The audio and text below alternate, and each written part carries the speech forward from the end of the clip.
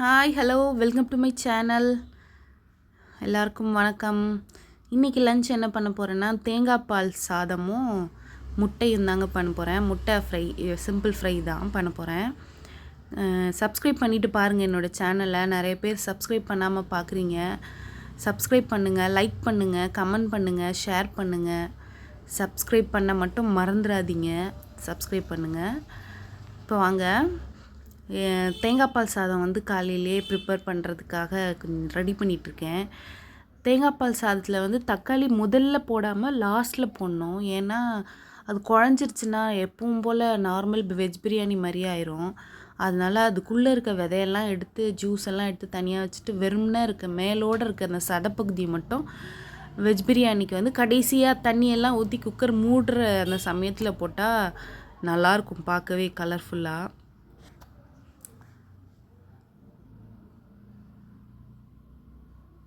Egg ஒரு side boil ஆகிட்டுருக்கு. கறி மசாலா, பட்டை, கிராம்பு, ஏலக்காய், அன்னாச்சிப்பூ, பிரிஞ்சி இலை இதெல்லாம் போட்டு பச்சை மிளகா, வெங்காயம், புதினா போட்டு இஞ்சி பூண்டு பேஸ்ட் போட்டு லேசாக ஒரு வதக்கிட்டு அதுக்கப்புறமா கட் பண்ணி வச்சுருக்க வெஜிடபிள் உருளைக்கிழங்கு, கேரட்டு, பீன்ஸு இது போட்டிருக்கேன். இது கூட வந்து மீல் மேக்கர் நான் போடலை. வெஜ் பிரியாணிக்கு போட்டால் நல்லாயிருக்கும். தேங்காய் பால் சாதத்துக்கு மீல் மேக்கர் போடாமல் பண்ணால் தான் நல்லாயிருக்கும். இது போட்டு கொஞ்சம் நேரம் நல்லா வணக்கிட்டுருக்கேன்.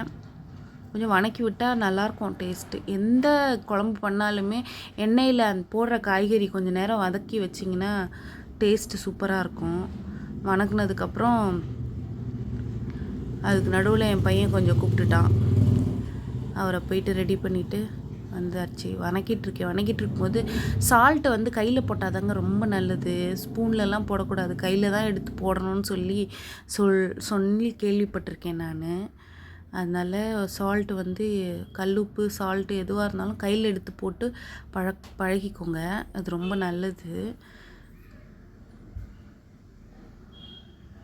நான் சின்ன கப்பால் 1 கப்பு அளவு தான் ரைஸ் எடுத்திருக்கேன். என் பையன் நடுவில் வந்து என்ன இன்றைக்கி பண்ணுற மம்மி, என்ன சமையல், என்ன சைட் டிஷ்ஷு அதெல்லாம் வந்து கேட்டுட்ருக்காரு. போதும், ஓரளவுக்கு வணங்கிருச்சு. வணங்கி முடிச்சதும் அரிசியை போட்டு தேங்காய் பால் ஊற்ற வேண்டியது தான். இதோ வந்து தேங்காய் பால் குடின்னா இது என்னதுன்னு பவுலில் இருக்கிறது கேட்டுட்டு ஷாக் ஆகுறாரு. இதுதான் தேங்காய் பாலா, தேங்காயிலேருந்து பால் வருமா அப்படின்னு சொல்லி கேட்டுட்ருந்தார். அரிசி போட்டாச்சு. அரிசியை போட்டு பால் ஊற்றி குக்கர் மூடினா வேலை முடிய போகுது. 1 கப்பு நீங்கள் தேங்காய் பால் வந்து எடுத்து வச்சுட்டு அந்த தேங்காய் பால் லூஸாக இருந்தாலும் பரவாயில்ல, டைட்டாக ஃபஸ்ட்டு பால் மாதிரி ரொம்ப கெட்டியாக இருந்தாலும் பரவாயில்ல, நீங்கள் தண்ணி ஊற்றி மிக்ஸ் பண்ணி போட்டால் சூப்பராக இருக்கும். இந்த கடைசியாக போட்டாச்சு.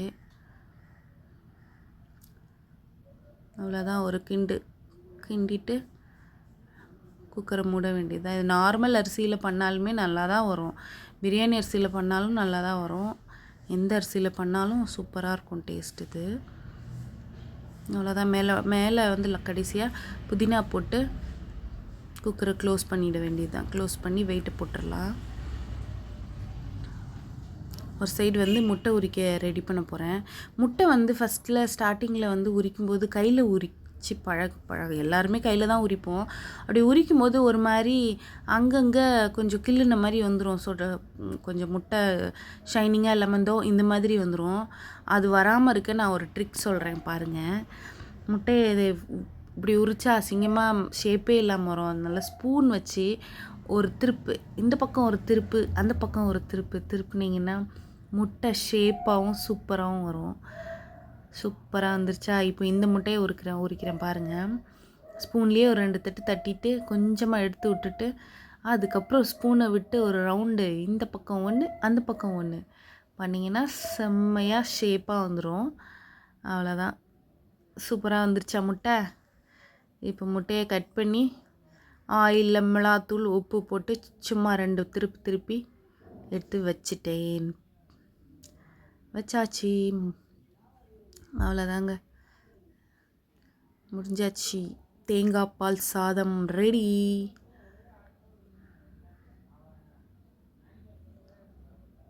சூப்பராக வந்திருக்கு தேங்காய் பால் சாதம் உதிரி உதிரியாக. இன்றைக்கி லஞ்ச் வந்து தேங்காய் பால் சாதம் ரெடி ஆயிடுச்சு.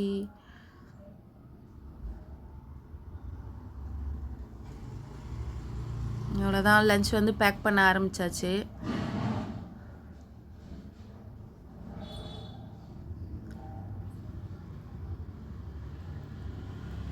என் பையனுக்கு அதில் இலை கிராம்பு இதெல்லாம் இருந்தால் பிடிக்காது, அதனால் இது எல்லாத்தையும் எடுத்து வெளியில் வச்சுட்டு தான் அவருக்கு வந்து லஞ்ச் பேக் பண்ணணும். லஞ்ச் பேக் பண்ணிகிட்டே இருக்கேன். முடிஞ்சாச்சு.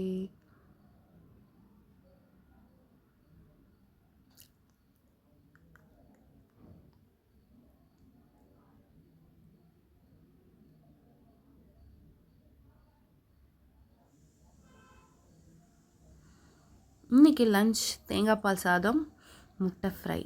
அவ்வளோதான். உட்காந்துட்ருக்காரு, போய் லஞ்ச் எடுத்துகிட்டு போய் கொடுத்து அவரை சாப்பிட வைக்கணும். கொஞ்சம் தான் சாப்பிட்டான், அதுக்கப்புறம் நான் தான் அவனை ஊட்டி விட்டு ஸ்கூலுக்கு கிளப்பியாச்சு. லஞ்ச் இன்றைக்கி ரெடி. இன்றைக்கி ஸ்நாக்ஸ் வந்து உருளைக்கிழங்கு சிப்ஸ் வச்சு லஞ்ச் பேக்கை ரெடி பண்ணி அனுப்பியாச்சு. நாளைக்கு இன்னொரு லஞ்சோடு மீட் பண்ணுறேன். இன்னொரு வீடியோடு பார்க்கலாம். பாய்.